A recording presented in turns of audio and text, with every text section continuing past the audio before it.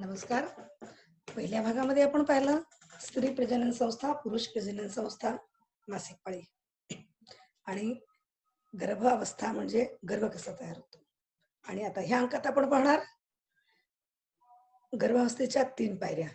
पहिली पायरी बीजावस्था किंवा अंडावस्था, दुसरी पायरी भ्रूणावस्था आणि तिसरी पायरी गर्भावस्था. अंडावस्था किंवा बीजावस्था ही गर्भधारणेपासून 2 महिन्यांची असते, 2 आठवड्यांची असते.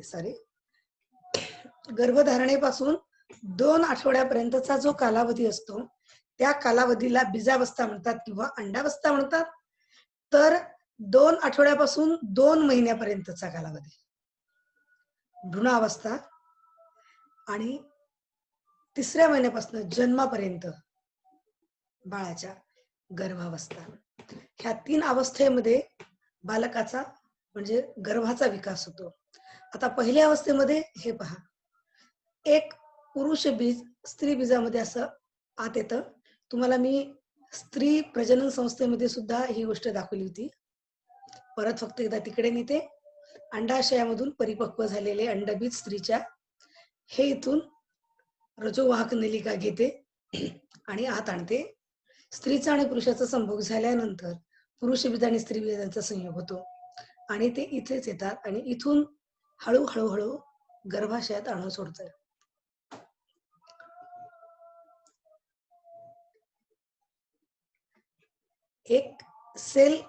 एक पेशीची विभागणी होते. 2 आठवड्यांमध्ये काय काय होतं बघा. पहिल्याच 2 आठवड्यांमध्ये पेशींचं विभाजन होतं. एकाच्या 2, 4, 4च्या 8, 16, 32, 64 अशा अगदी वेगानं ह्या पेशींची विभागणी होते आणि पेशींचा एक पुंजका तयार होतो सीताफळासारखा. ह्या अवस्थेला मॉर्युला असं म्हणतात, मलपुंज म्हणतात मराठीमध्ये ह्याला. तर ही पेशींची संख्या वाढत वाढत वाढत अशी जाते बघा आणि मध्ये थोडीशी पोकळी निर्माण करते. ह्याला बॅस्ट्युला अवस्था म्हणतात. बीज दशा हीच अवस्था वाढत वाढत जाते आणि अजून ह्या ज्या एवढ्या पेशी आहेत ह्या अशा मागे सरकतात आणि ही अवस्था येते आणि ते पोकळी तयार होते. इथे 3 स्तर तयार होतात ह्यांची. ही पुढची अवस्था बघा. अजून हे जे गोल इतके होते ना पेशी, हे सगळ्या मागे सरकल्या आहे, चिटकल्या या स्तराला आणि आत फक्त बघा 2 राहिलेत. हा एम्ब्रियो म्हणजे हा गर्भ राहिला इथे आणि ह्यापेक्षा अजून ह्या आजूबाजूला ज्या होत्या अशा ह्या सगळ्या पेशींच्या आता 3 थर निर्माण झालेले आहेत. सुरुवातीला गर्भाशयामध्ये आल्यानंतर गर्भाशयाच्या भिंतीला आतील बाजूला असलेल्या मऊ गादीवर चिटकते. तेथे त्यांची वाढ होण्यास सुरू होते. त्यावेळी गर्भाशयाच्या आतील त्वचेमध्ये बदल होतो. पेशी व ग्रंथी आकाराने मोठ्या होत जातात. त्यांच्यातील रक्तपुरवठा वाढतो. परंतु एखाद्या वेळेस फलित पेशी ह्या रजोवाहक नलिकेमधून गर्भाशयात नेतात तिथेच कधी कधी मोठ्या होतात आणि मग ती रजोवाहक नलिका ताणली जाते, फुटते. अशा वेळेस शस्त्रक्रिया करूनच तिथील गर्भ काढून टाकावा लागतो. दुसरी अवस्था आहे, हे बघा इथं पण चिन्ह दिसते बघा तुम्हाला, अगदी तुम्हाला लक्षात येईल असा तयार झाला कलर मध्ये. आणि इथून जी अवस्था झाली आता ही सुरू झाली. दुसरा महिना सुरू झाला, चौथा आठवडा म्हणजे पहिल्या महिन्यात संपत आलाय. आता इथून 10, 16 हे आठवडे, हा दुसरा महिना पूर्ण म्हणजे गर्भ असा तयार होतो, एक आकार घेतो आहे. पहिल्या आठवड्यामध्ये असे असतात 2, दुसऱ्या आठवड्यामध्ये असे पुंजका तयार होतो, दुसऱ्या आठवड्यामध्ये ही भ्रूणावस्था इथे संपते, अंडावस्था संपते आणि इथून इथेपर्यंत बघा येते. हे सगळं इथे आलेली आहे, दिसलं. ह्या पूर्ण फिगर जी आहे ती तुम्हाला अंडावस्था दाखवते, पहिले 2 महिने. आणि कसं तयार होतं बघा, कुठले कुठले ऑर्गन्स शरीराचे तयार होत जातात. भ्रूणावस्थेचा कालखंड हा 2 आठवड्यापासून 2 महिन्यांच्या शेवटपर्यंत असतो. जवळजवळ 6 आठवड्यांचा हा कालावधी आहे. ह्या अवस्थेमध्ये भ्रूण 3 थरांनी बनलेला असतो. या थरांपासून बालकाचे विविध अवयवाची निर्मिती होते. त्यातील बाह्यस्तराच्या पेशीपासून नखे, त्वचा, केस, मज्जासंस्था, नाकाची पोकळी, दातांची जागा, अश्रुपिंड, डोळ्याची नेत्रमणी, लाळोत्पादक पिंड आणि गुदाशयाच्या शेवटचा भाग तयार होतो. तर मधल्या स्तरापासून अंतस्तचाच्या संयोगी पेशीजाल, हाडे, दात, मूत्रपिंड, रक्तवाहिन्या, रसवाहिन्या, स्नायू, श्वसन संस्था, अभिसरण संस्था ह्यांचे स्नायू तयार होतात. तर एकदम आतला जो थर असतो ज्याला इंग्रजीमध्ये एंडोडर्म म्हणतात, त्यामधून पचन संस्थेच्या आवायातील पेशीजाल, उत्सर्जन संस्था, मूत्रपिंड, मूत्रनलिका, त्यांची पेशीजाल, श्वसन नलिका, कंठस्थ, उपकंठस्थ ग्रंथी, कंठ, यकृत आणि फुफ्फुस तयार होतात. 3 आठवड्याचा भ्रूण डोळ्याने सुद्धा दिसू शकतो.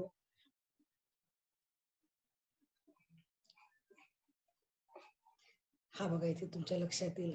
2 पहिले महिन्यांमध्ये असं तयार होतं, फक्त जागा तयार होते बघा इथे. डोळ्यांची जागा, कानांची जागा, ही जागा अशी तयार, अशा फक्त तयार होतीये, जागा तयार होत आहेत ह्या. 3 आठवड्यांचा भ्रूण डोळ्याने दिसू शकतो.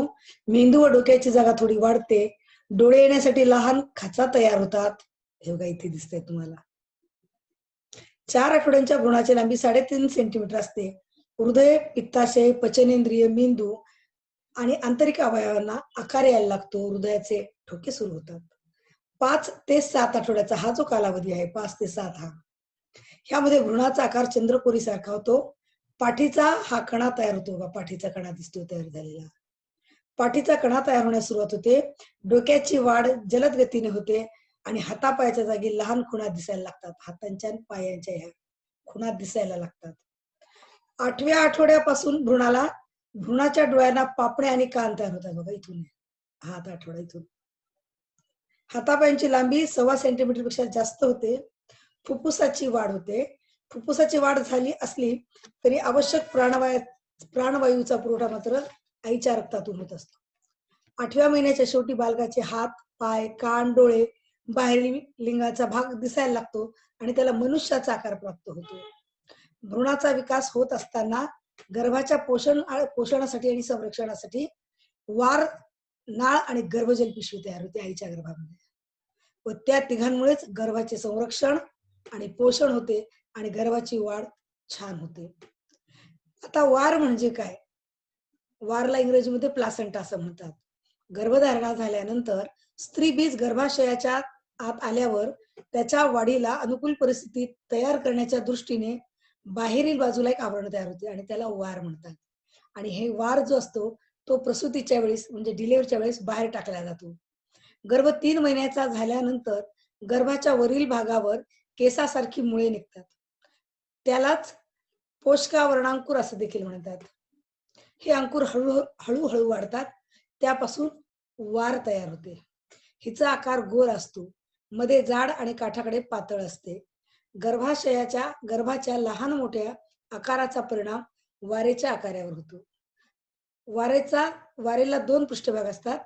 यामध्ये आईकडील पृष्ठभाग तर दुसरा गर्भाकडील पृष्ठभाग असतो.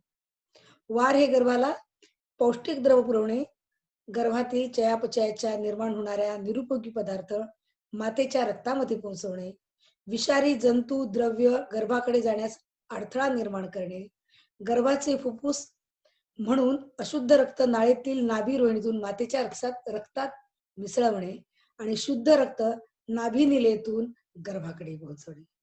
नलिका विरहित ग्रंथीचे कार्य करणाऱ्या वारेपासून गर्भाशय आणि स्तनांची वाढ करणारे जे हार्मोन्स असतात त्यांची निर्मिती करणे यासारखी महत्वाची कार्य वार करीत असते. आता नाळ, सगळ्यांनी तुम्ही शब्द ऐकलेला असेल की तुझं माझं नातं नाळेचं आहे. म्हणजे आई म्हणते मुलाला तुझं माझं नाळेचं नातं आहे. नाळेचं नातं म्हणजे काय, तर आईच्या बेंबीपासून, बाळाच्या बेंबीपासून आईच्या गर्भाशयात त्याचे कनेक्टेड झालेलं असतं ते. कारण वारेचा आईकडील पृष्ठभाग व गर्भाकडील पृष्ठभागाला जोडलेले अवयव म्हणजे नाळ. ही नाळ गर्भाची बेंबी व वारेच्या गर्भाकडील भागाला जोडलेली असते. नाळेमध्ये अशुद्ध रक्तवाहिनी व शुद्ध रक्तवाहिनी असतात. मातेकडून शुद्ध रक्ताचा पुरवठा गर्भाला करणे, अशुद्ध रक्त परत मातेच्या रक्तामध्ये नेऊन सोडणे हे कार्य ह्या वाहिन्या करत असतात. प्रसूतीनंतर थोड्या अंतरावरून सुद्धा चिमटा लावून ही नाळ कापली जाते. जी गर्भशाल पिशवी आहे आत गर्भाच्या मध्ये त्याला इंग्रजीमध्ये एम्नाटिक सॅक म्हणतात. गर्भधारणा झाल्यानंतर गर्भ सुरक्षित राहावा म्हणून पिशवीची निर्मिती केली जाते. या पिशवीचे आवरण पातळ, पारदर्शक आणि चिवट असते. पिशवीला 2 पडदे असतात. आतील बाजूच्या पडद्याला ॲम्निऑन तर बाहेरच्या पडद्याला कोरियल असं म्हणतात. प्रसूतीच्या वेळेस ही जी गर्भजल पिशवी असते ही फुटते, त्यातून द्रव बाहेर पडतो आणि मग नंतर बालक बाहेर येते. आणि आता तिसरी महत्वाची अवस्था ती म्हणजे गर्भावस्था. हे बघा, तुम्हाला दिसेल हे पहिले 2 महिने बीज अवस्था होती. हे दुसरा आठवडा ते दुसरा महिना ही भ्रूणावस्था होती आणि गर्भधारणेपासून 2 आठवडे ही बीजावस्था होती. आणि आता इथून सुरू होते गर्भावस्था. तिसरी जी महत्वाची अवस्था आहे, 3ऱ्या महिन्यापासून बालकाच्या जन्मापर्यंत. हे बघा, ह्या चित्रात अतिशय सुंदर दाखवले. ह्या अशा आता आलेले, मग त्याचे पेशीचे तिचा अट्रॅक्ट झाल्या बघा. ह्याचा संयोग झाला, मग 2 झाले, 2 4 8 16. हे जे तुम्हाला मॉर्युला बॉस्ट्युला वगैरे सांगितलं ना, त्या इथे बघा सगळ्या प्रक्रिया दाखवलेल्या आहेत. आता इथून बघा, हे बाळ असं आईच्या गर्भात गर्भपेशीच्या आत एम्नियोटिक सॅक मध्ये आहे बघा, या आत असं गर्भजल पिशवीमध्ये आत असतं सुरक्षित. आता गर्भधारणेनंतर 2 महिन्यापासून झाल्यानंतर ते जन्मापर्यंतचा कालखंड हा गर्भावस्था आहे. आणि आता गर्भावस्थेमध्ये कसा कसा विकास होतो आता तुम्ही बघत जा. हा जो अवस्था आहे बघा, इथे तुम्हाला दिसते बघा, स्किन वाढवते, कशी होते, केस यायला लागतात, डोळ्यांची जागा डोळे येतात. हे बघा दिसते. दुसऱ्या महिन्यात आईच्या गर्भाचा आकार कसा वाढतो बघा, तुमच्या चित्रावरच दिसेल. बाळाच्या आतील जे हाडं असतात ते मजबूत व्हायला लागतात. ते आपल्याला याच्यामध्ये पण दिसतात सोनोग्राफी मध्ये. बाळ वजन वाढायला लागतं बाळाचं. 5व्या महिन्यामध्ये अजून आईच्या बघा आकार पोटाचा कसा आलाय. आईला बाळाचे स्पंदन सुद्धा ऐकायला येतात इथून. बाळ पोटात जर पाय मारत असेल तर आईला कळतं. ह्या काळामध्ये आईला बऱ्याच वेळा महिलांना म्हणजे मातेला पाठ दुखणे, कंबर दुखणे, जळजळ होणे, डोकं दुखणे, असं अस्वस्थ वाटणे, कधी कधी बद्धकोष्ठता असा जाणवतो. आणि 6वा महिना म्हणजे ज्याला सेकंड ट्रायमिस्टर म्हणतात म्हटलं ना, हे जे 4था, 5वा आणि 6वा महिना बघा, ह्या महिन्यामध्ये बघा अजून स्त्रीच्या शरीराचा जो म्हणजे पोटाकडचा भाग आहे हा अजून वाढला 6व्या महिन्यात. दिसले. आता 3रा महिना, 3रा ट्रायमिस्टर म्हणजे 7व्या महिन्यापासून 9व्या महिन्याचा. हे बघायचं, बाळाला जशी वाढते, बाळाला मेंदूचा विकास व्हायला लागतो. हातापायांना छान आकार आलाय. आता ही नाळ दिसते जांभळ्या रंगाची, ती बाळ असं वाढत. केस आता नीट, इथे बिलकुल केस नव्हते बघा, आता इथं केस आले. कान थोडासा होता, आकार होता छान, इथे छान कानाचा आकार आलाय. हातापायांना चांगला गुबगुबीतपणा आलाय. केस वाढलेत, डोळ्यांचा आकडाझाप सुरू झाले. गर्भावस्थेमध्ये प्रसूतीपूर्व विकासावर परिणाम करणारे काही घटक आहेत. त्यामध्ये आईचा आहार, माता पित्याचे वय, जीवनसत्वांची कमतरता, आईचे आरोग्य, मादक पदार्थांचे काही सेवन, औषध, अतिक्ष किरणांचा वापर, आईच्या भावना म्हणजे तिचं वागणं, मन, तिचं मानसिक संतुलन, गर्भाची अवस्था, सामाजिक दर्जा आणि अकाली परिस्थिती, प्रसूती, ह्या सगळ्या गोष्टींचा परिणाम होतो जन्मपूर्व विकासावर. आईचा आहार हा चांगला असला पाहिजे, सकस असला पाहिजे, ज्यामध्ये आईच्या आहाराचाच आणि पौष्टिक आहार जर समतोल असेल तर बाळाला पर्याप्त जे मात्रेमध्ये पोषण पाहिजे ते आईच्या रक्तातूनच प्राप्त होत असते. त्याचप्रमाणे आई वडील गर्भाची वाढ निकोप होण्यासाठी मातृत्वाची जबाबदारी स्वीकारण्याकरिता आईचे वय साधारणतः 20 पेक्षा अधिक असावे, म्हणजे 22 ते 29 हा त्याच्यासाठी चांगला काळ आहे.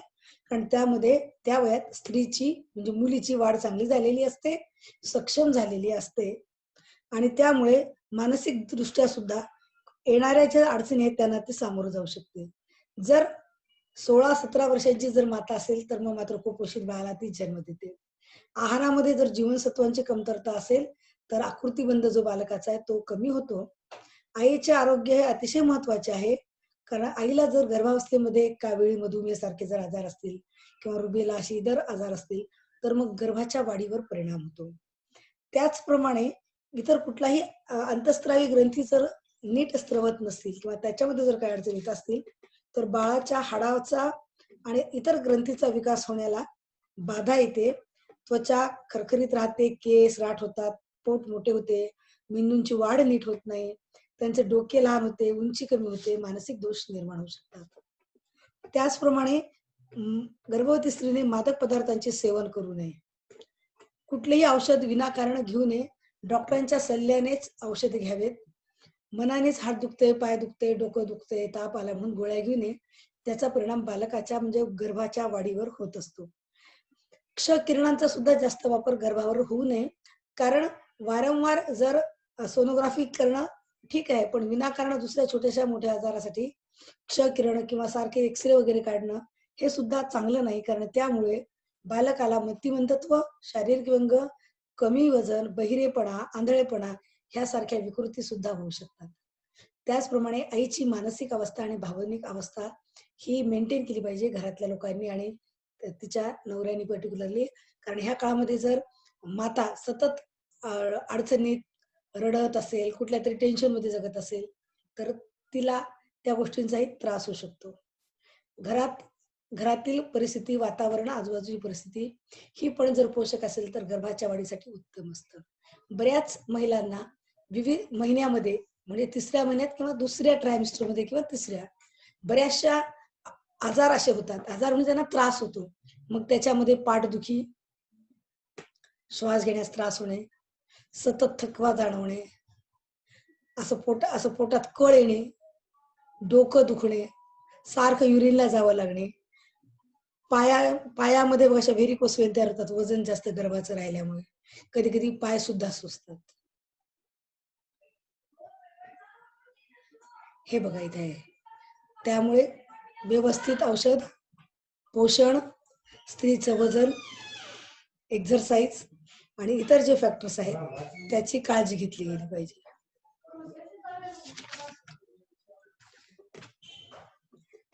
गर्भावस्थेची लक्षणे आणि चिन्हे. आता आपण पाहणार आहोत गर्भावस्थेची लक्षणे आणि चिन्हे. सर्वसाधारणपणे गर्भावस्थेमधील जी लक्षणं आहेत ती म्हणजे मासिक पाळी बंद होणे, सकाळी उलटी म्हणजे प्रातःगमन, स्तनांमध्ये बदल, थकवा, वारंवार लघवीला जाणे, मानसिक असंतुलन, गर्भचलनज्ञान, उदरात बदल आणि दाबामुळे होणारी लक्षणे. ही सगळी लक्षणे आहेत गर्भावस्थेची. सर्वप्रथम मासिक पाळी बंद होते. कारण दर महिन्याला नियमित येणारी मासिक पाळी बंद झाली की गर्भधारणा झाली असे समजले जाते. काही स्त्रियांमध्ये दुसऱ्या काही कारणामुळे जर मासिक पाळी उशिरा आली तर गर्भधारणा झाली असं समजायचं नाही. त्यावेळेस त्यांनी निश्चितपणे तपासणी करून घ्यायला पाहिजे. गर्भधारणा झालेल्या स्त्रीला सकाळी उठल्यापासून मळमळल्यासारखे वाटते, कोरड्या उलट्या होतात, काही जरी खाल्लं तर उलटते, पदार्थांचा वास सहन होत नाही, वासामुळे अस्वस्थ वाटते, उठून जर उभे राहिले तरी चक्कर आल्यासारखे वाटते. काही जणींना हा त्रास सकाळी होतो, काही जणींना दिवसभर होतो. सुरुवातीपासूनच स्तनांमध्ये साधारणतः 6व्या आठवड्याच्या नंतर स्तनांमध्ये बदल व्हायला सुरू होते. स्तनांचा आकार मोठा होतो, शिरा ताणल्या जातात, स्तनांमध्ये अशी चुणचुण अशी संवेदना तयार होते, स्तन भरल्यासारखे वाटतात, काही वेळा तर हात लावल्यास दुखते सुद्धा. स्तनाग्रांच्या सभोवताली छोट्या ग्रंथीची तोंडे स्पष्टपणे दिसतात. काही जणांना स्तनाग्राला भेगा पण पडतात. 12 आठवड्यानंतर स्तनाग्रे दाबल्यास कोलेस्ट्रम नावाचा पिवळा स्त्राव बाहेर पडतो. गर्भावस्थेमध्ये स्तनांना होणारा रक्ताचा पुरवठा वाढतो व त्या त्वचेखाली शिरा निळसर दिसतात. स्तनातील हे बदल प्रथम गर्भावस्थेत प्रकर्षाने जाणवतात. गर्भावस्थेमध्ये थकवा येतो. स्त्रियांना वारंवार थकवा येतो. अधिक काम झाले असल्यास, अपुरा आहार असल्यास सुद्धा थकवा जाणवतो. शरीरात उत्साह वाटत नाही. 3 महिन्यानंतर गर्भाशय पुढे झुकले जाते. मूत्राशयावर दबाव येतो. ओटीपोटाचा आकार वाढल्यामुळे दाब मूत्राशयावर येतो आणि वारंवार लघवीला जावे लागते. शेवटच्या 3ऱ्या महिन्याच्या म्हणजे शेवटच्या 3 महिन्यामध्ये हा त्रास अधिक वाढतो, म्हणजे 7व्या, 8व्या, 9व्या महिन्यात. बऱ्याच स्त्रियांना हे जे बदल होतात, शारीरिक बदल होतात, ह्यांच्याशी समतोल साधणं अवघड होतं. त्यामुळे मानसिक ताण येतो. इतर सामाजिक जर कारण असतील, घरातील आर्थिक परिस्थिती बेताची असेल, तर त्याचाही परिणाम होतो. त्यामुळे चिडचिडेपणा, एकांतवास ह्या गोष्टी वाढतात. साधारणपणे 18 आठवड्यानंतर गर्भाशयामध्ये गर्भ फिरल्याचा भास होतो. त्याला गर्भचलन ज्ञान असे म्हणतात. गर्भधारणा झाल्यानंतर गर्भाशयात होणाऱ्या गर्भाच्या वाढीमुळे पोटाचा आकार वाढतो. सुरुवातीला पहिले 3 महिने गर्भ कटीवर पोगळीत असल्याने त्याचा बदल जाणवत नाही. नंतर मात्र गर्भाशयाचा आकार वाढत जातो. हीच होती सगळी लक्षणे. आता आपण पाहूया गर्भावस्थेची चिन्हे काय आहेत. गर्भावस्थेची महत्वाची चिन्ह म्हणजे ग्रीवेत होणारा बदल, योनीत बदल, स्तनांमध्ये बदल, गर्भाशयाच्या आकारातील वाढ, वेदनारहित आकुंचने होतात. इथं वया चिन्ह दाखवले तुम्हाला इथे.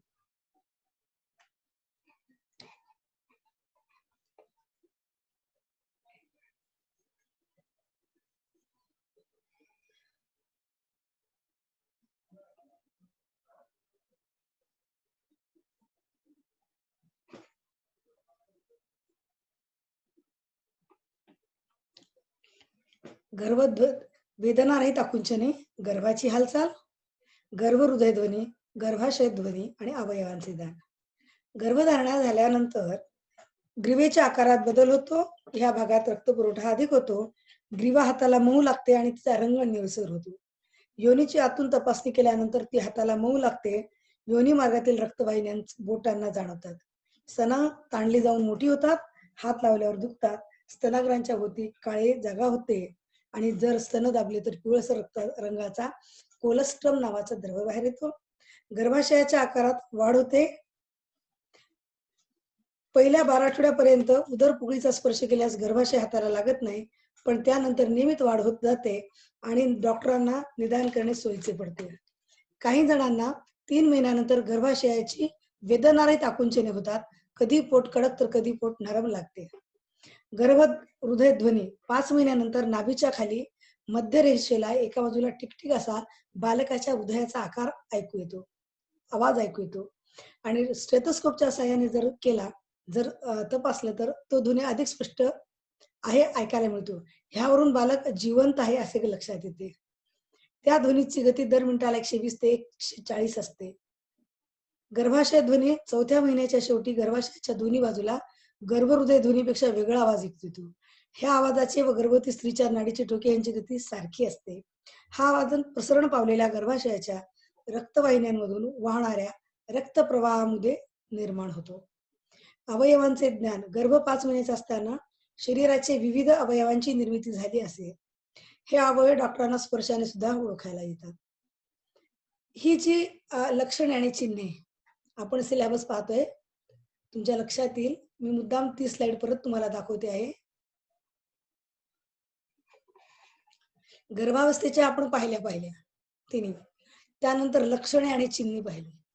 आता गर्भावस्थेत घ्यावयाची काळजी आपण पाहिजे. गर्भावस्थेत कुठली कुठली काळजी घ्यायला पाहिजे ती पण आताच मी तुम्हाला सांगितली. ती फक्त मी तुम्हाला आधी सांगितली की गर्भावस्थेमध्ये कुठली काळजी घ्यायला पाहिजे, कारण गर्भावस्थेची कुठल्या गोष्टींची परिणाम होतात आणि त्यानंतर कुठल्या गोष्टींची काळजी घ्यायला पाहिजे. ज्या तक्रारी असतात, आपण आता सुद्धा त्या तक्रारी पाहत होतो. साधारणतः महिलांना असणाऱ्या ज्या तक्रारी आहेत गर्भावस्थेमधल्या, ह्या आपण सगळ्या तक्रारी पाहिल्या त्यामध्ये. आणि ह्या तक्रारीनंतर आपण आता त्यांची काय काळजी घ्यायला पाहिजे जेणेकरून महिलांना, गर्भवती स्त्रीला त्रास होणार नाही. त्यासाठी गर्भवती स्त्रीचा नियमित तपासणी करणे, आहार, व्यायाम, विश्रांती व झोप, स्वच्छ हवा, सूर्यप्रकाश, व्यक्तिगत स्वच्छता, कपडे, त्यांची पादत्राणे, धूम्रपान, नियमित वैद्यकीय तपासणी, ह्या सर्व गोष्टींचा वापर इथे आता गर्भावस्थेमध्ये घ्यावयाच्या काळजीत होईल. गर्भावस्थेमध्ये जर योग्य प्रकारे काळजी घेतली गेली तर जन्माला येणारा गर्भ हा सुदृढ आणि निरोगी म्हणून जन्माला येतो. सर्वप्रथम स्त्रीच्या म्हणजे मातेच्या आहाराचा आणि आरोग्याचा घनिष्ठ संबंध गर्भावस्थेतील जे बालक आहे, म्हणजे जे फिटस म्हणतात ज्याला इंग्रजीमध्ये, गर्भाशयात असलेलं जे बाळ आहे त्याच्यावर होतो. कारण त्याच्या जीवनाचाच पाया इथे घातला जातो. गर्भवती स्त्रीचा आहार हा समतोल, पौष्टिक, पर्याप्त अन्नघटक प्राप्त करणारा व त्याचप्रमाणे स्त्रीचं स्वतःचं पोषण आणि त्याचसोबत बाळाचं पोषण आईच्याच आहारातून होत असतो. म्हणून दैनंदिन त्या रुटीन मध्ये जे खात असतात त्यापेक्षा अधिकचं जेवण, अधिकचं जीवनसत्वे, खनिज द्रव्ये, कार्बोदके, प्रथिने ह्या सर्व गोष्टी त्यांना आहारातून अधिक मात्रेमध्ये द्यायला हवे. कारण प्रथिनं जर व्यवस्थित त्यांना जर अधिकची जर गेली तरच बाळाच्या पेशींच्या निर्मितीसाठी त्याची मदत होते, नवीन अवयव योग्य प्रमाणे वाढण्यास मदत होते. कारण प्रथिनांमुळेच गर्भाचा शारीरिक व मानसिक विकास योग्यरित्या होऊ शकतो. गर्भाशयाचे स्नायू सुदृढ होऊ शकतात, वाढ चांगली होते. अशा ह्याकरिता गर्भवती स्त्रीच्या आहारामध्ये अधिक प्रथिने असलेला आहार देण्यात आला पाहिजे.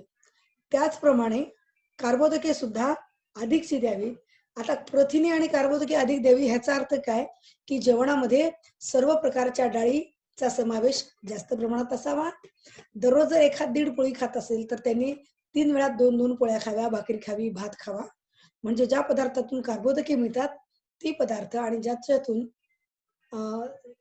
प्रथिने मिळतात म्हणजे तृणधान्य, कडधान्य, दूध, दुधाचे पदार्थ या सर्वांमधनं योग्य प्रमाणात प्रथिने, कार्बोदके मिळतात. त्याचप्रमाणे स्निग्ध पदार्थ सुद्धा व्यवस्थित प्रमाणात घ्यावेत, योग्य प्रमाणात.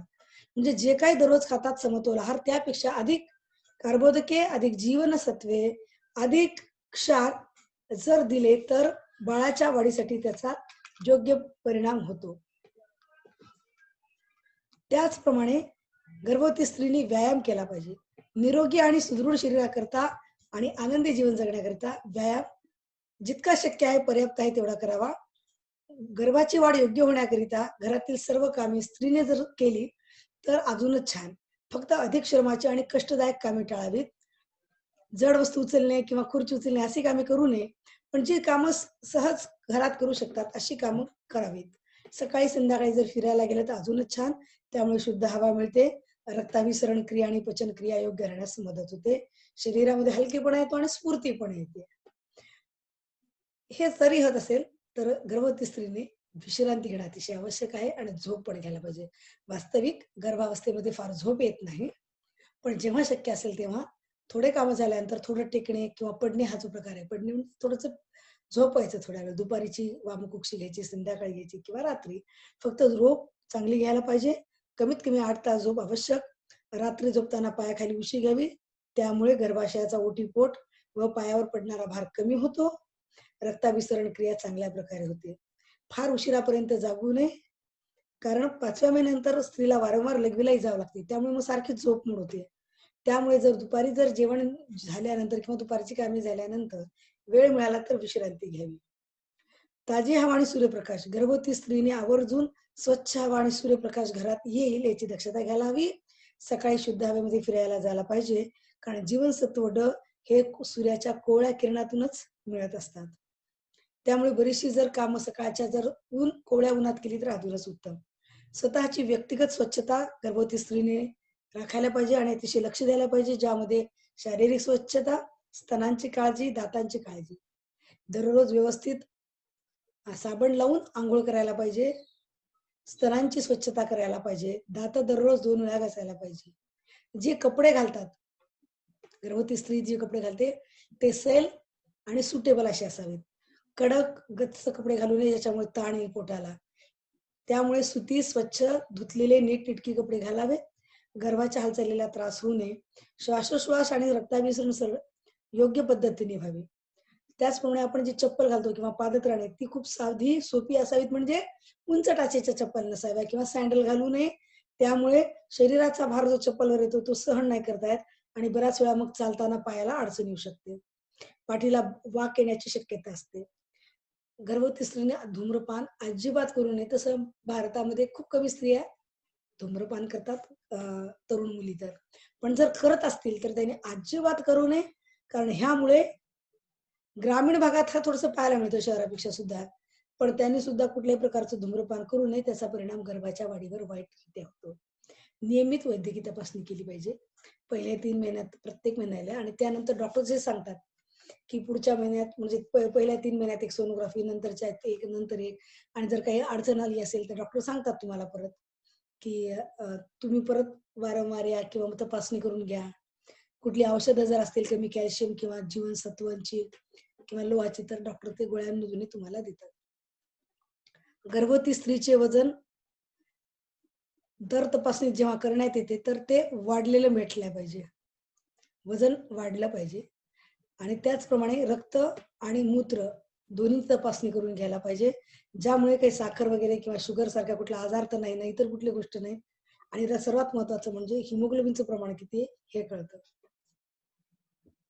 हे होतं गर्भावस्थेमध्ये घ्यावयाची काळजी.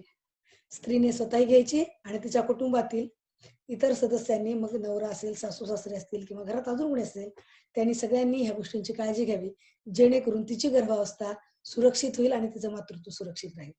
आता ह्या पुढचा जो पॉइंट होता आपला, तो होता इमर्जन्सी. म्हणजे प्रसूतीच्या पूर्वीची काय काय तयारी करायची जर अडचण आली असेल तर आपल्याला.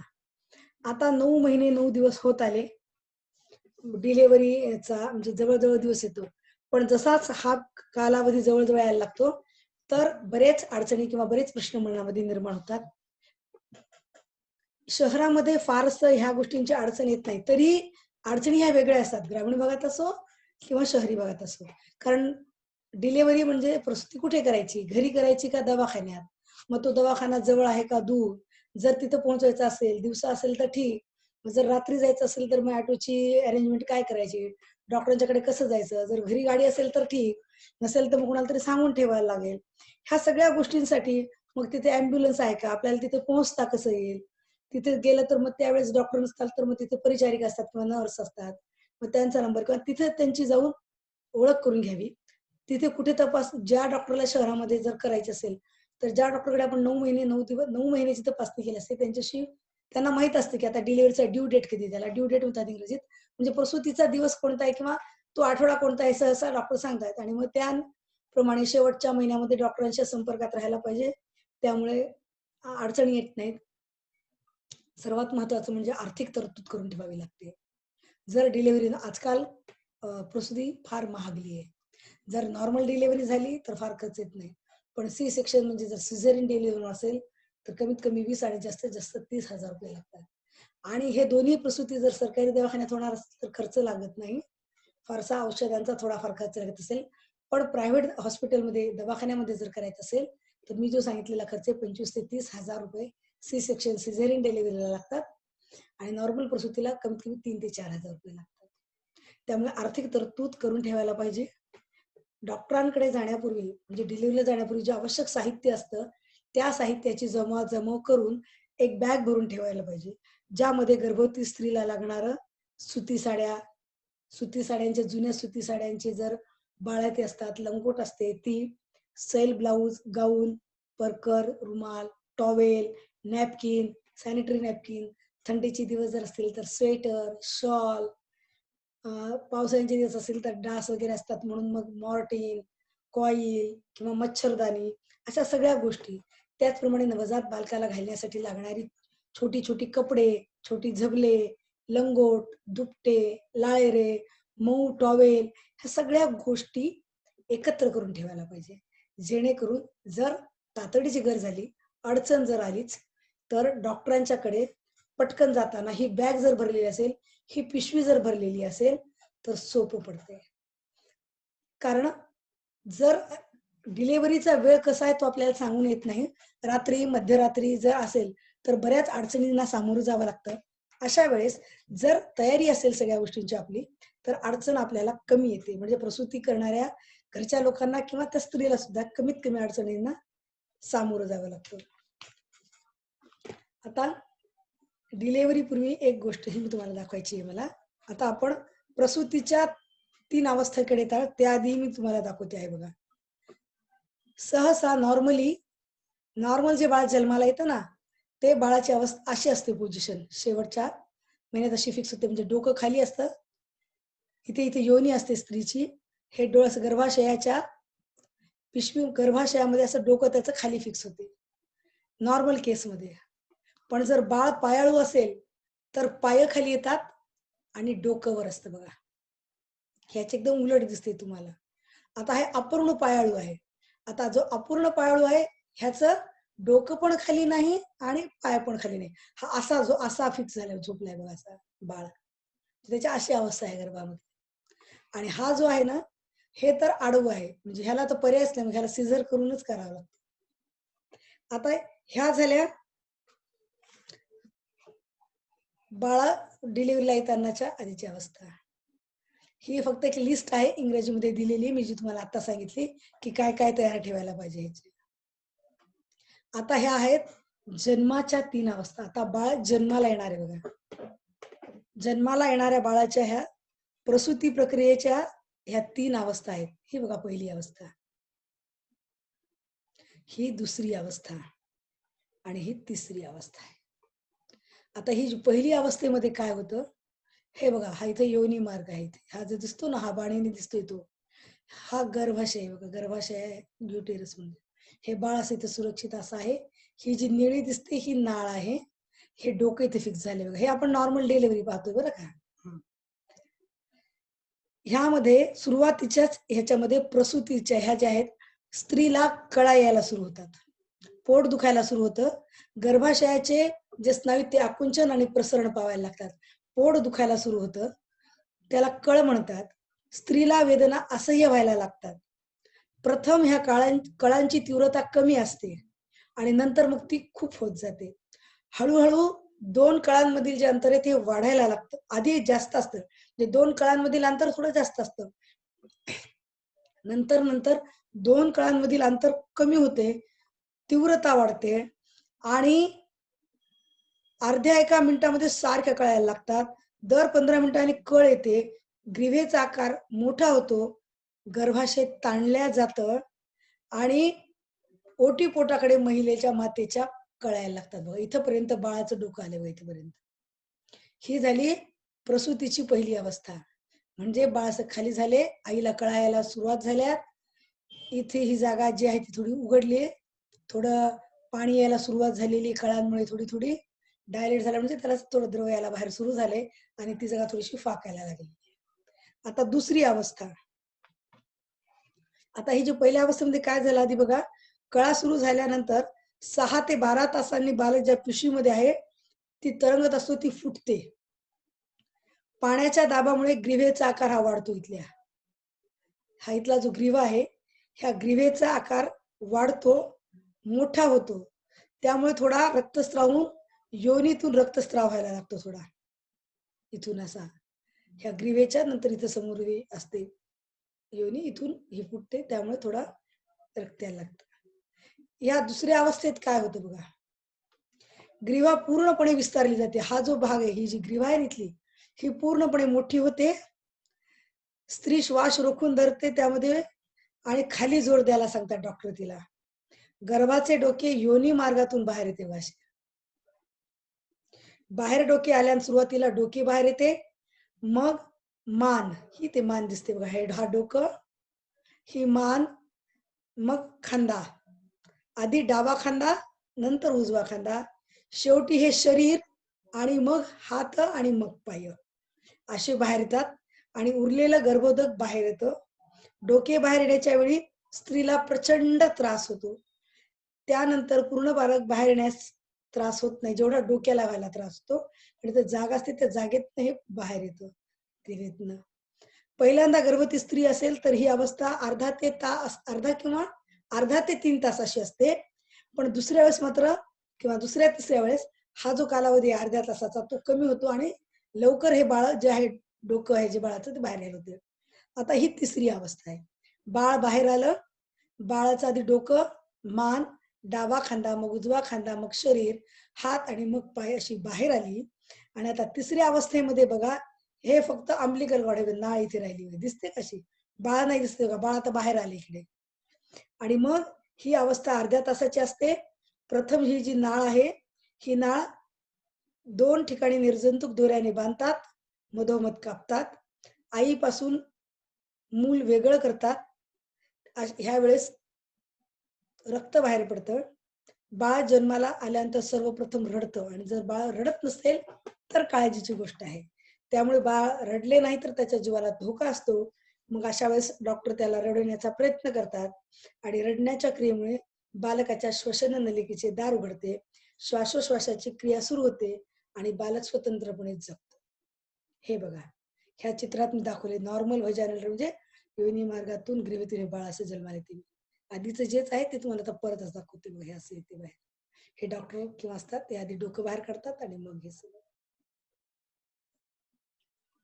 ह्या 3 अवस्था मी तुम्हाला दाखवल्यात आता जे सांगितल्यात त्या. डिलिव्हरीमध्ये डिलिव्हरीचे किती प्रकार आहेत बघा. नॉर्मल डिलिव्हरी म्हणजे नैसर्गिक प्रसूती अशी होते बघा. दिसली ही प्रसूती आहे ना, ही सक्शन आहे. तुम्ही लोकांनी 3 इडियट पिक्चर पाहिला असेल, त्यामध्ये दाखवलंय बघा हे. म्हणजे आईला कळा तर येतात, पण बाळ बाहेर येत नाही कारण बाळाचं डोकं मोठं असतं. ग्रीवा उघडतच नाही जास्त. बाळाला बाहेर येण्यास त्रास होतो, बाळाचा इथे दम घुटत असतो. अशा वेळेस बाहेरून सक्शन लावल्या जातं असं त्याच्या डोक्याकडे आणि त्याला ओढल्या जातं. सगळ्यात आधी डोकं बाहेर काढतात आणि मग पूर्ण त्याला बाहेर येतं. त्याचप्रमाणे एक फोर्सेप म्हणून आहे. चिमटा धरून सुद्धा बाळाला असं बाहेर काढतात दाखवले बघा इथे. बाळ जर असेल तर बऱ्याच वेळा चिमटा असं धरतात डोक्याला आणि त्याला बाहेर काढतात. हे विविध प्रकारच्या डिलिव्हरीच्या प्रोसिजर्स याच्यात दाखवले आहेत. हे बघा इथे दाखवले. ही नॉर्मल डिलिव्हरी. ह्याच्यात फोर्सेप म्हणजे असा चिमटा धरून, फोर्सेप म्हणजे चिमटा. आणि ह्या तिन्ही नैसर्गिकच डिलिव्हरीच्या पद्धती आहेत. नॉर्मल डिलिव्हरीच्याच पद्धती आहेत बरं का. म्हणजे असं नैसर्गिक बाळ बाहेर येतं. कधी बाळाचं डोकं मोठं येत नाही तर त्याला फोर्सेप लावतात किंवा मग व्हॅक्यूम लावतात आणि हे बाळ बाहेर काढलं जातं. नैसर्गिक नॉर्मल डिलिव्हरीमध्ये. जर दोन्ही वेळा असं होत नसेल तर बाळ सिझेरियन डिलिव्हरीनं काढलं जातं. म्हणजे आईच्या गर्भाला वरून छेद देतात आडवा. बाळ आडवं असतं मी तुम्हाला दाखवलं होतं. जेव्हा मी तुम्हाला पायाळू ही स्थिती दाखवली होती ह्याच्यामध्ये. ही जी स्थिती दाखवली होती आडवी स्थिती बाळाची. अशा वेळेस बाळ असंही निघत नाही, आधी पायही निघत नाही, कसंच निघत नाही. त्यामुळे असं किंवा असं जर बाळ असेल तर सिझर डिलिव्हरीज करतात आणि सिझेरियन डिलिव्हरीमध्ये हे बाळ आहे बघा असं आईच्या गर्भातून असं वर पोटाला असा छेद देतात आडवा किंवा उभा आणि तिथून हे बाळ असं बाहेर काढले डॉक्टरांनी बघा. हे पूर्ण त्याची नाळ दिसते तुम्हाला इथेच अशी आता बघा रक्तानी वाकलेलं बाळ आहे बघा हे. डॉक्टर आता त्याला घेतात आणि नंतर त्याच्यावरून हा सी सेक्शन दिल्यानंतर हे बाळ बाहेर काढणार, नाळ कापणार आणि मग परत ह्या सगळं शिवून घेणार. आणि मग जन्माला आलेलं बाळ जेव्हा अगदी जन्माला आलेलं बाळ असतं ते असं असतं. बऱ्याचशा द्रवानी व्हायला चिटकलेले पांढरं दिसते तुम्हाला इथे असं हे केस चिटकलेले असतात आणि हे बाळ रडतंय ते डॉक्टरांनी हातात घेतलंय बघा. ही अवस्था. तर आता मला वाटतं निश्चित तुम्हाला गर्भावस्था म्हणजे काय, 9 महिने कशी वाढवते, कुठल्या कुठल्या पद्धतीने वाढवते, प्रत्येक महिन्यात कसं वाढवते, गर्भावस्थेवर परिणाम करणारे घटक कोणते, गर्भावस्थेची लक्षणं कोणती, चिन्ह कोणती, गर्भावस्थेमध्ये काळजी कशी घ्यायची, डॉक्टरांच्याकडे तपासणी कशी करून घ्यायची, प्रसूतीला जाण्यापूर्वी कोणती कोणती तयारी करायची आणि मग बाळ ऍक्च्युली जन्माला येतं तेव्हा काय काय होतं आणि बाळ कसं जन्माला येतं 3 अवस्थेमध्ये, नॉर्मल डिलिव्हरी कशी होते, forceps, suction delivery, vacuum delivery आणि सिझरियन डिलिव्हरी. मला वाटतं निश्चित हे लेक्चर तुम्हाला आवडेल आणि गर्भावस्था आणि जन्मपूर्व विकासावस्था ही तुम्हाला कळेल असा विश्वास इथेच थांबते. थँक्यू.